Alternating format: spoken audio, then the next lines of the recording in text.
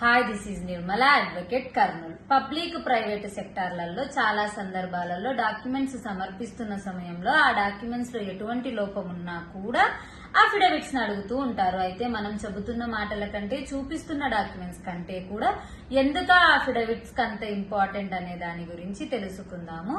ఏ advocate అయితే affidavits ని జారీ చేస్తూ ఉంటారో వారిని కోర్టు ఆఫీసర్స్ గా భావించడం జరుగుతుంది.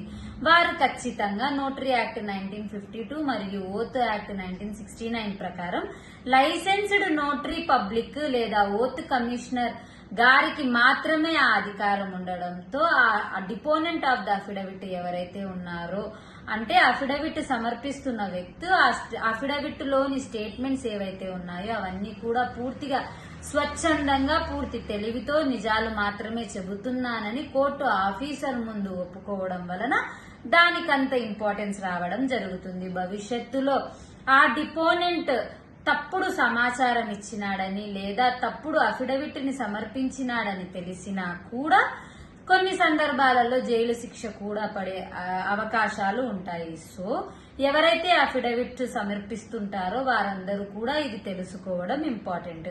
ఇటువంటి వాటికి సంబంధించి మీకు ఇంకా ఏమైనా డౌట్స్ ఉన్నట్టయితే మీరు మమ్మల్ని కాంటాక్ట్ చేయొచ్చండి. RK doc hub, Kurnool and